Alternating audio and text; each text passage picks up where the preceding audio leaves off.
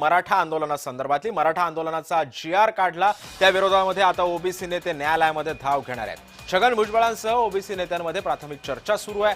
मराठा आरक्षणाच्या पार्श्वभूमीवर सरकारनं काढलेला जी.आर. आता कायद्याच्या पटलावर टिकणार का, हे सुद्धा पाहणं महत्त्वाचं ठरणार आहे। मात्र आता ओबीसी नेत्यांमध्येच मतभेद झाले, तर दुसरीकडे काल मनोज जरांगे पाटलांनी आपल्या 5 दिवस सुरू असलेल्या उपोषणाची सांगता केली। मराठ्यांच्या 8 पैकी 6 मागण्या सरकारनं मान्य केल्यात, मात्र मनोज जरांगे यांच्या विरोधात मराठा समाजातून तीव्र प्रतिक्रिया उमटू लागल्यात। मुंबईतील आंदोलन अपयशी ठरल्याची टिप्पणी मराठा नेते बी.जी. कोळसे पाटील यांनी केली आहे। तर यानंतरची बातमी आहे लालबागच्या राजाच्या दरबारातून। लालबागच्या राजाच्या दरबारात आणि वाद हे समीकरण दरवर्षीच बनलेलं आहे, कारण लालबागच्या राजाच्या दर्शनासाठी देशभरातून गणेश भक्त मोठ्या प्रमाणावरती गर्दी करत असतात। मात्र रांगेमध्ये उभे असताना भाविकांची बाचाबाची, राडा, अरेरावी, धक्काबुक्की, दमदाटी असे प्रकार नेहमी घडतात। मात्र यंदाच्या वर्षी आतापर्यंत तरी असे प्रकार घडले नसले तरी सुद्धा लालबागच्या राजाचं व्हीआयपी दर्शन वादात अडकलंय। व्हीआयपी आणि नॉन व्हीआयपी दर्शनाच्या व्यवस्थेविरोधात महाराष्ट्र राज्य मानवाधिकार आयोगाकडे आता तक्रार दाखल करण्यात आली आहे आणि याच पार्श्वभूमीवरती आता लालबागच्या राजाच्या दर्शनाची नेमकी काय सोय होते का हे सुद्धा पाहणं महत्त्वाचं ठरणार आहे।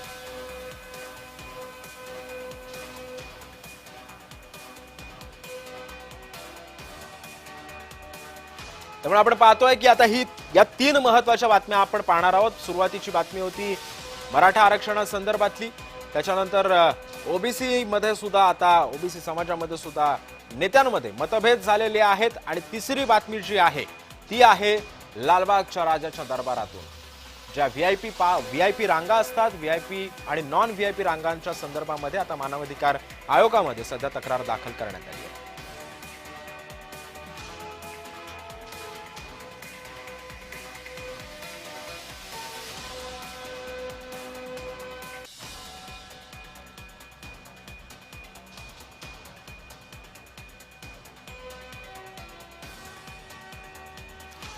आणि याच 3 बातम्यांवरती विश्लेषण करण्यासाठी आपल्यासोबत काही मान्यवर सुद्धा जोडले गेलेले आहेत। माझ्यासोबत असणार आहेत विकास गवळी, ओबीसी याचिकाकर्ते, आणि सुनील नांगणे, मराठा समन्वयक, आणि लालबागच्या राजाच्या बातमीवरती आमचे प्रतिनिधी मनोज दयाळकर सध्या आपल्यासोबत असणार आहेत। पण आपण पहिली बातमी बघणार आहोत। पहिली बातमी आहे मराठा आंदोलनासंदर्भातली। मराठा आंदोलनाचा जी.आर. काढला, या विरोधात आता ओबीसी नेते न्यायालयामध्ये धाव घेणार आहेत। छगन भुजबळांसह ओबीसी नेत्यांमध्ये सध्या प्राथमिक चर्चा सुरू आहे। मराठा आरक्षणाच्या पार्श्वभूमीवर सरकारनं काढलेला जी.आर. आता कायद्याच्या पटलावर टिकणार का हे सुद्धा पाहावं लागणार आहे। मात्र आता ओबीसी नेत्यांमध्येच मतभेद झाले।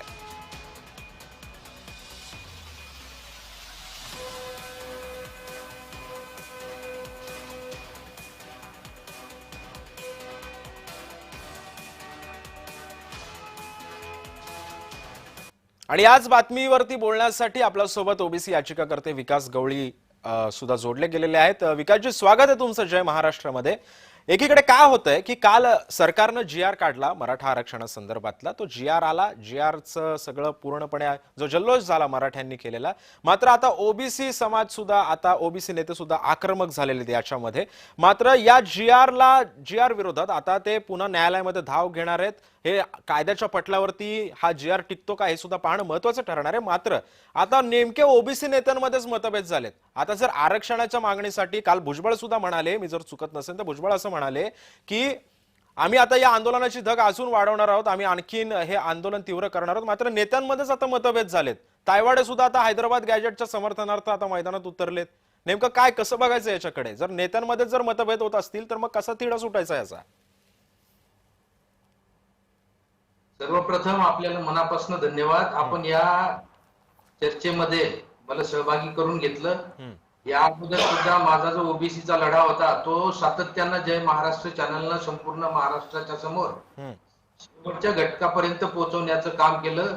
अनेक या चर्चेच्या संदर्भात प्रत्येक वेळेला मला त्या ठिकाणी बोलावलं आणि माझ्याकडनं ज्या काही या ओबीसी आरक्षणाच्या संदर्भात जी केस लढल्या गेली त्या केसचा ओबीसी समाजाला कसा फायदा झाला हे संपूर्ण श्रेय जर कोणाला असेल तर ते जय महाराष्ट्र चॅनलनं। आता मुख्य मुद्द्याकडे वळतो। आपण या अगोदर जो प्रश्न केला, या संपूर्ण महाराष्ट्रामध्ये छत्रपती शिवरायांनी जी एक बहुजन व्याख्या करून स्वराज्य स्थापन केलं होतं, मुघलांच्या आणि इतर मी राजवटीच्या विरोधात हम्म. महाराष्ट्रामध्ये सुराज्य स्थापन करण्याचं काम केलं.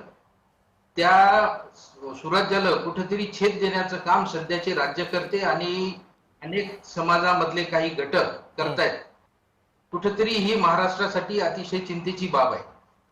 छत्रपतींनी मराठा प्लस 18 पगड जाती व 12 बलुतेदार या सगळ्यांना एका ठिकाणी घेऊन ही सगळी स्वराज्याची मुहूर्तमेढ रोवली होती. परंतु आजच्या परिस्थितीमध्ये कुठेतरी ओबीसी म्हणजे 12 बलुतेदार, 18 अलुतेदार आणि कुणबी वर्सेस मराठा असं चित्र या महाराष्ट्रामध्ये तयार झालं. हे अतिशय भविष्याच्या दृष्टीनं आपल्या महाराष्ट्राच्या पुरोगामी विचाराला छेद देणार आहे. बर. कालचा जो GR आला तर याचा ओबीसीच्या आरक्षणावर कसा परिणाम होणार आहे ते थोडक्यात मी तुम्हाला सांगणार आहे. आता सध्याच्या परिस्थितीमध्ये एक उदाहरण देतो मी तुम्हाला की सध्या जर 100 ओबीसी असतील आणि तरी 27 जागा असतील, त्या 100 ओबीसी मध्ये स्पर्धा या 27 जागांसाठी होणार आहे. इतके दिवस होणार होती, परंतु आता या हैदराबाद गॅझेटियर, सातारा गॅझेटियर याच्यामुळं त्या वेळेला जे मराठा ह्या ओबीसी आरक्षणामध्ये इन्क्लूड होणार आहेत किंवा त्यांना ओबीसीचं सर्टिफिकेट दिल्या जाणार आहे, तर कुठेतरी पहिले ओबीसी त्या ठिकाणी असलेले त्यांच्याच ताटातला हा घास हिरवण्याचा सध्याच्या परिस्थितीत प्रयत्न झालेला दिसतो. याचा अर्थ माझा मराठ्यांना ओबीसी देण्यासाठी किंवा त्यांना आरक्षण देण्यासाठी अजिबात विरोध नाही. कुठेतरी कोणीतरी याचा विपर्यास सुद्धा करू शकतो. तुमच्या माहितीसाठी सांगतो, माझं स्वतःच उदाहरण या ठिकाणी देतो. माझी पत्नी ही मराठवाड्यातली आहे. बर. तिच्यापासून आम्हाला 2 अपत्य आहेत. मला 2 मुली आहेत. दोन्ही मुलींना कास्ट सर्टिफिकेट ओबीसीचे आहे आणि व्हॅलिडिटी सुद्धा झालेली आहे. परंतु जिनं जन्माला घातलं तिला ओबीसीचं सर्टिफिकेट नाही किंवा तिला कुठल्याही प्रकारचं आरक्षण नाही. हा किती मोठा विरोधाभास या सध्याच्या परिस्थितीमध्ये. इतके वर्ष झाले ओबीसीचं आरक्षण दिल्याच्या नंतर या राज्यकर्त्यांनी विकासजी, मी तुम्हाला थोडंसं थांबवतो. मी तुम्हाला माफ करा, मी तुम्हाला इंटरप्ट करतोय. आपल्यासोबत मराठा समन्वयक आबासाहेब पाटील सुद्धा आपल्यासोबत जोडले गेले. आबासाहेब, तुमचं स्वागत आहे जय महाराष्ट्रामध्ये. काल जो GR राज्य सरकारनं जरांगे पाटलांच्या हातात दिला, त्याच्यानंतर उपोषण जरांगे पाटलांनी मागे घेतलं. मात्र या GR विरोधात आता ओबीसी नेते सगळे न्यायालयामध्ये धाव घेणार आहेत. आपण कसं पाहता या सगळ्याकडे?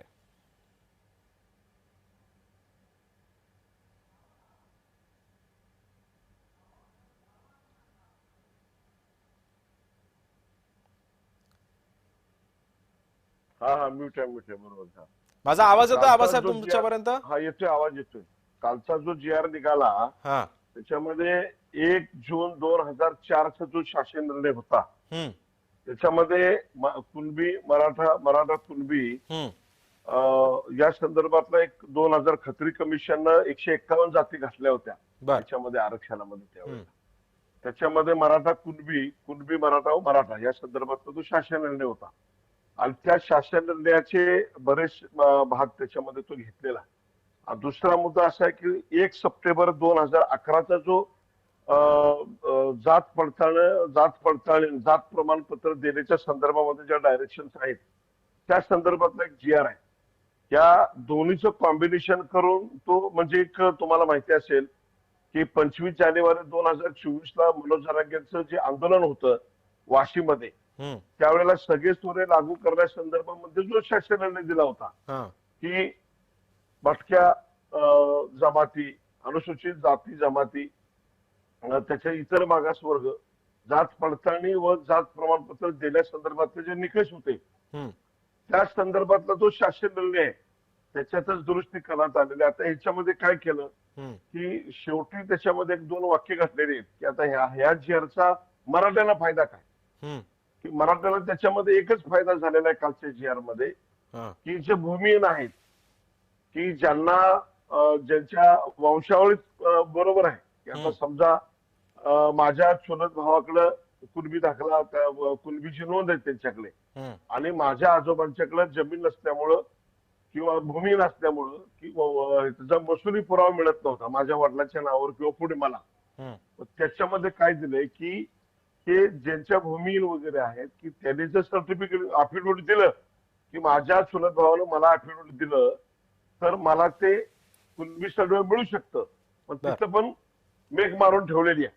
हं, शासकीय अधिकारी आहेत, ज्या ज्या वेळेला सरकार मराठ्यांना काय देण्याचा प्रयत्न करतं, हं, आणि हे वारंवार आम्ही तुमच्या चॅनलच्या माध्यमातून समोर आणलेलं आहे.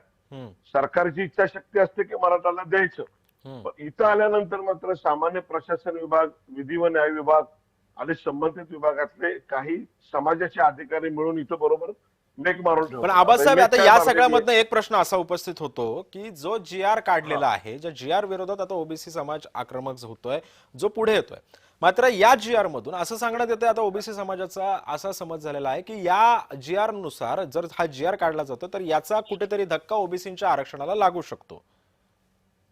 हे बघा, ओबीसी हा एक प्रवर्ग आहे, कोणी बर. ओबीसी नेता नाही, ओबीसी हा कुठल्या जातीचा विषय नाहीये. हं, हा एक प्रवर्ग आहे ओबीसीचा. हे जे आता महाराष्ट्रामध्ये छगन भुजबळ, मुंडे यांचे काही यांनी उभे केलेले काही लोक आहेत, हे जाणीवपूर्वक सातत्यानं मराठा समाजाच्या विरोधामध्ये भूमिका घेत असतात. हं. यांचा आणि ओबीसी आरक्षणाचा काही संबंध नाहीये.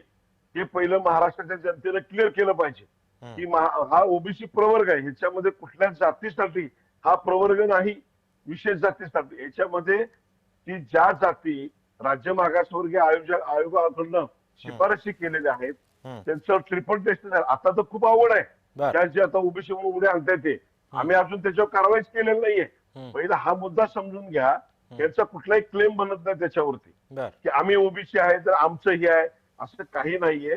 की राज्य मागासवर्गीय आयोगानं सुखरी समिती असेल, गायकवाड समिती असेल, त्याच पद्धतीनं 2001 ला की खत्री कमिशन आहे, त्या खत्री कमिशन सुद्धा मराठा, कुणबी, मराठा एकच आहेत, आणि त्याच्यामध्ये 151 जाती घालत असताना ती समिती स्थापन केली होती. एखादी जात मसुद्यामध्ये घ्यायची असेल, फक्त मी याच मुद्द्याला धरून मी आता विकास गवळींकडे जातोय. विकासजी, असं म्हणतायत आबासाहेब पाटील की प्रवर्ग एक हा ओबीसी हा कुठला एक प्रवर्ग नाहीये किंवा एक कुठली विशिष्ट जात नाहीये, मात्र अजून प्रश्न हाच उपस्थित होतो की यामध्ये मतभेद का होत आहेत नेत्यांमध्ये तुमच्या? विषय असा आहे, आबासाहेब पाटील आमचे चांगले मित्र आहेत. त्यांनी मराठा आंदोलनामध्ये फार चांगली भूमिका बजावली हं, आणि सातत्यानं आपल्या चर्चेमध्ये ते असतात. हं, परंतु आबासाहेबांना मी या ठिकाणी एक सांगू इच्छितो की आबासाहेब, इतका मोठा मराठ्यांचा मोर्चा, त्यानंतर एवढं मोठं आंदोलन, हं, याचा उपयोग जर आपण आणि राज्यकर्त्यांनी ओबीसी मध्ये इन्क्लूड करण्यासोबतच ओबीसीची मर्यादा वाढवण्यासाठी करून घेतला असता, तर ते आज जे हयात ओबीसी आहेत सध्या, जे नाही. बघा, मध्ये आहेत, त्यांच्यासाठी आणि मराठ्यांसाठी दोघांसाठी ती गोष्ट चांगली झाली असती. परंतु आज झालं काय की पहिलेच 52-54% असलेला ओबीसी, त्यांना 27% म्हणजे 50%चे ऑलरेडी त्यांच्या तोंडाला पानं पुसलेले गेल्या 30 वर्षापासून, आणि आता त्याच्यामध्ये 10-15% जो काही मराठा समाज येईल, तो आल्याच्या नंतर हा 15%, तो 54%, जवळपास 60% लोकांना या काही होत 27% नाही का? नाही. हे बघा, कुठेतरी सगळ्यांवर अन्याय होईल असं वाटत नाही का आपल्याला? हं. बोला आबासाहेब, बोला. विकासराव, तुम्हाला चांगलं माहिती आहे, तुम्ही सुप्रीम कोर्टापर्यंत आमच्या सोबत होते, तुम्हाला माहिती आहे, तुम्ही त्या सगळ्या केसेस मध्ये होते. आता तुम्हाला एक मुद्दा सांगतो की या राज्यामध्ये बांटी आयोगानं ओबीसी 37.5% काउंट केलेले आहेत, बरोबर ना? मग 37.5चा अर्ध किती होतं ते काढा ना तुम्ही. समजा 19% जरी आरक्षण ओबीसीचं गेलं, उर्वरित राहतं ना. दुसरा मुद्दा काय की हे सातत्यानं चुकीच्या पद्धतीनं मांडणी केली जाते की या राज्यात 350 जाती आहेत, 600 जाती आहेत, आमच्या एवढ्या जाती आहेत. असं काही नाही. की मी मागच्या अनेक वेळा या जय महाराष्ट्र चॅनेलला संधी दिली. जय महाराष्ट्र चॅनेलच्या माध्यमातून राज्यातल्या सगळं ओबीसी बहुजन समाजाला मी सांगितलंय की या राज्यामध्ये सर्व मिळून जाती जर असतील तर 200-250 जातीच्या वरती जात नाही. परंतु ह्या लोकांनी जो कांगावा चालू केलेला आहे की स्वतःच्या राजकारणासाठी, राज्यात कुठल्याही ओबीसीचा विरोध नाही मराठ्यांना. गावगाड्यातले सगळे ओबीसी दलित सगळे एकत्र राहतात. कुठेही मराठीच्या आरक्षणाला विरोध नाही. विरोध करणारे कोण आहे? एक तो येवलावाला, दुसरा तो बीडवाला, आणि कोणतरी 2-4 पुढे उभा करायचे, पुढे घालायची. मला सांगा ना, काल आंदोलनात सगळे होते. अहो, वंजारी समाजाच्या पोरांनी, जे सामाजिक कार्यकर्त्यांनी काल मुंबईमध्ये स्टॉल लावले होते मराठ्यांना जेवण द्यायला. बीडच्या वंजारी समाजाच्या पोरांनी त्यांनी तिथं स्वतःचे सगळ्या कार्यकर्ते जमा करून, मग तुम्ही सांगा ना कुठल्या ओबीसीचा विरोध आहे?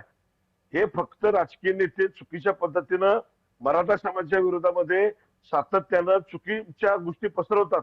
की मला सांगा 50% मर्यादा आहे ना, 50% मर्यादा असल्यानंतर तुम्ही 52% आरक्षणावरती गेले, कसे गेले?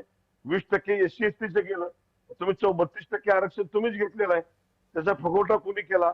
बरं, याच्यामध्ये अजून एक अशी आहे की एका जातीला 3.5% आरक्षण, एका जातीला 2.5% आरक्षण, आणि बाकी जाती सगळ्यात तत्सम जाती म्हणून तुम्ही त्या प्रवर्गात घातलेले. बरं, हाईट अशी झालेली आहे की माझ्याकडे GR आहे, मी परवाही मला जय महाराष्ट्र संधी दिली की त्याच्यामध्ये या राज्यात की मुघलांना आरक्षण मिळालं ओबीसी मध्ये.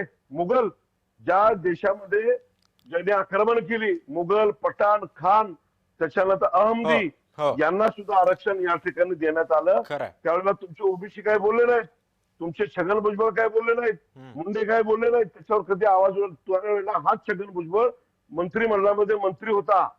मला सांगा की या आता हिंदुत्वाचं सरकार आहे राज्यामध्ये, हे सरकार हिंदुत्वाचं असताना त्यामुळे आबासाहेब पाटील, तुम्ही तुमचा मुद्दा व्यवस्थित मांडलेला आहे. आपण आता याच संदर्भामधली एक दुसरी बातमी पाहतोय, कारण काल मनोज जरांगे पाटलांनी आपलं याच 5 दिवसांचं सुरू असलेलं उपोषण काल मागे घेतलं. मराठ्यांच्या 8 पैकी 6 मागण्या सरकारनं मान्य केल्या. मात्र मनोज जरांगे यांच्या विरोधात मराठा समाजातून तीव्र प्रतिक्रिया आता उमटू लागल्यात. मुंबईतलं आंदोलन अपयशी ठरल्याचं आता मराठा नेते BG कोळसे पाटील बोलतायत. या संदर्भामध्ये मी मराठा समन्वयक सुनील गंगणेंकडे येतोय. सुनीलजी, मला सांगा की आता जर या सगळ्या पार्श्वभूमीवरती जर मराठा नेतेच जर आज या संदर्भामधलं जर आंदोलन जे आहे ते अपयशी ठरल्याच्या टिप्पणी करत असतील, तर एक मराठा म्हणून, एक मराठा समन्वयक म्हणून आपण कसं बघायचं सुनील नांगणेजी? प्रथम सर्वांना जय भवानी, जय जिजाऊ. मुळात प्रश्न आपण जो आज समन्वयकाच्या बाबतीत किंवा मराठा समाजाच्या बाबतीत जे केलाय, अतिशय महत्वाचा प्रश्न आपण केलाय. त्याबद्दल मी तुमचं धन्यवाद देतो. त्याचं उत्तर असं आहे की 50%च्या आत ओबीसी मधून आरक्षण मिळावं, हे मराठा समाजाची प्रमुख मागणी ठेवली. त्या मागणीवरती मग हैदराबाद गॅजेटचा विषय आला. हैदराबाद गॅजेटचा काल GR निघाला. त्या GRच्या संदर्भामध्ये आज एवढं महाराष्ट्रभर विषय वाढत चाललेला आहे आणि मराठा समाजातूनच तीव्र प्रतिक्रिया आल्या, असं आपलंही मत आहे, माझंही आहे. त्याचं कारण असं आहे की मराठा समाजाला, विशेषतः गोरगरीब मराठा समाजाला आरक्षण हक्काचं मिळावं यासाठी जनजागृती जी झालेली आहे आजपर्यंत फार मोठ्या प्रमाणात झालेली आहे. मराठा समाज, मराठा युवक आता अभ्यासानं बोलायला लागलेला आहे आणि अभ्यासानंच चालायला लागलेला आहे. आज लिहितो, वाचतो, ते कशासाठी? घटनेनुसार सर्व गोष्टी बोलायला लागलेला आहे. म्हणून दूध का दूध, पाणी का पाणी, GR निघाल्यापासून आतापर्यंत अजून 24 तास सुद्धा झाले नाहीत, तरी महाराष्ट्रामध्ये आमचा युवक एवढं बोलायला लागलाय. हे आमचं सगळ्यात मोठं यश आहे. परंतु या यशामध्ये सरकार, विरोधी पक्ष आणि प्रशासन हे कसं खुट्ट्या मारतं हे कालच्या GR वरून आपल्याला स्पष्ट होतं. त्यामुळं हे जे ओबीसी नेते जे कोण आहेत ते आज कांगावा करतात की ओबीसीला धक्का मुक्त. मुळातच आम्ही फसलोय, आजही फसलोय. फसलाय म्हणजे काय फसलाय? फसलाय म्हणजे काय फसलाय सुनीलजी? काय कालच्या GR नुसार? बोला. मराठा नावाचा जो मराठा समाज आहे तो आरक्षणापासून दोन्ही घरचा पाहुणा उपाशीच राहिलेला आहे. मुद्दा एक. मुद्दा दुसरा असा आहे की हैदराबाद गॅजेट जे निघालेला आहे त्याच्या पहिल्याच पॅरामध्ये त्यांनी उल्लेख केलेला आहे की पात्र उमेदवार म्हणजे पात्र लोकांनाच. मग इथं कुठं आला मराठा समाजाचा विषय?